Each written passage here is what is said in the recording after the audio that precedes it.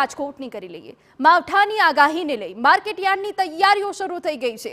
બેડી માર્કેટયાર્ડમાં તલના પાકની હરાજી કરાઈ। હાલ તલનો પાક ખુલ્લામાં રાખેલો જોવા મળ્યો। બપોર સુધીમાં તમામ જણસીનો નિકાલ થાય તેવા પ્રયાસ હાથ ધરાયા છે। માર્કેટિંગ યાર્ડના ચેરમેને વ્યવસ્થાઓ અંગે જાણકારી આપી। વહેલી સવારે આવેલી જણસીઓનો બપોર સુધી નિકાલ થઈ જાય તેવી સૂચના અપાઈ છે।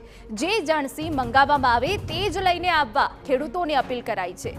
વાતાવરણમાં ફેરફાર જણાય તો તાત્કાલિક હરાજી કરાય તેવું પણ જણાવ્યું છે।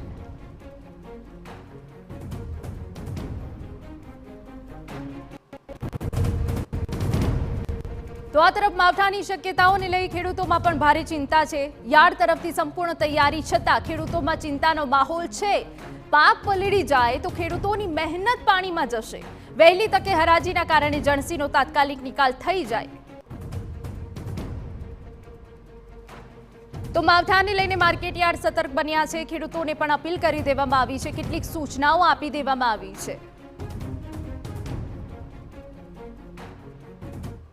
રાજ્યભરમાં માવઠાની આગાહી કરવામાં આવી છે ત્યારે રાજકોટના બેડી માર્કેટિંગ યાર્ડમાં કયા પ્રકારની વ્યવસ્થા છે તે અંગે વાત કરો। આપણી સાથે માર્કેટિંગ યાર્ડના ચેરમેન જયેશભાઈ બોગરા છે। જયેશભાઈ, જે રીતે માવઠાની આગાહી છે, રાજકોટના બેડી માર્કેટિંગ યાર્ડમાં કયા પ્રકારની વ્યવસ્થા કરવામાં આવી છે, કઈ રીતે ખેડૂતોને સાવચેત કરવામાં આવી છે? રાજ્ય સરકારના હવામાન વિભાગ દ્વારા જે રીતે તારીખ 26, 27, 28, 29ની માવઠાની જે આગાહી કરવામાં આવી છે એને અન્વયે રાજકોટ માર્કેટિંગ યાર્ડ દ્વારા સંપૂર્ણ વ્યવસ્થા કરવામાં આવેલ છે।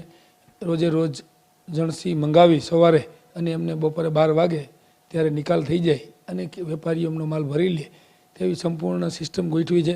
ખેડૂતોને મેસેજ દ્વારા જાણ કરવામાં આવે છે।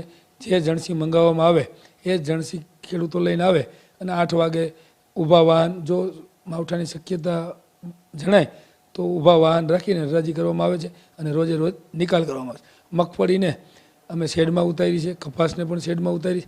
અમારી પાસે નવા શેડ બનાવતા શેડની સંપૂર્ણ વ્યવસ્થા હોય જેથી કરીને અમે માલ અત્યારે માવઠા પૂરતો બહાર કોઈ ઉતારતા નથી। ખાસ કરીને જે તલનો કેટલોક પાક છે તે અત્યારે ખુલ્લામાં જોવા મળશે, તેને લઈને શું વ્યવસ્થા કરવામાં આવી છે? તલને જે સવારે મંગાવ્યું હોય એમની હરાજી અત્યારે ચાલુ છે અને 12 વાગ્યાથી એમની હરાજી પતી જાય અને વેપારીઓ એમનો માલ 12 વાગ્યા પછી તરત ભરી લે છે, એ વ્યવસ્થા ગોઠવી છે। ખાસ કરીને અત્યારે હવે કોઈ જ્યાં સુધી માવઠાની આગાહી છે ત્યાં સુધીમાં કોઈ મર્યાદિત જણસી લાવવાનું અથવા તો કોઈ આવક બંધ કરવામાં આવી છે એવું કોઈ છે? નહીં, ખેડૂતોને મેં મેસેજ દ્વારા વિનંતી કરવામાં આવી છે કે માવઠાના કારણે જે ખેડૂતોને વેચવાની ફરજિયાત જરૂરિયાત હોય એવા જ ખેડૂતો માલ લઈને આવે અને બાકીના ખેડૂતો માલનો 2 દિવસ સંગ્રહ કરી રાખે એવો મેસેજ કરેલ છે।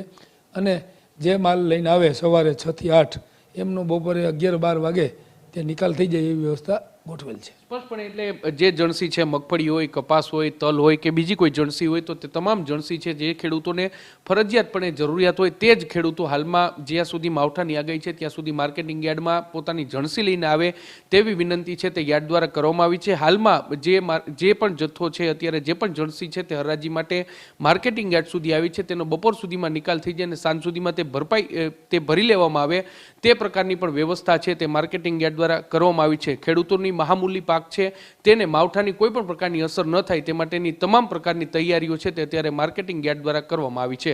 કેમેરા પર્સન ભાવેશ લશ્કરી સાથે મોહિત ભટ્ટ, TV9 રાજકોટ।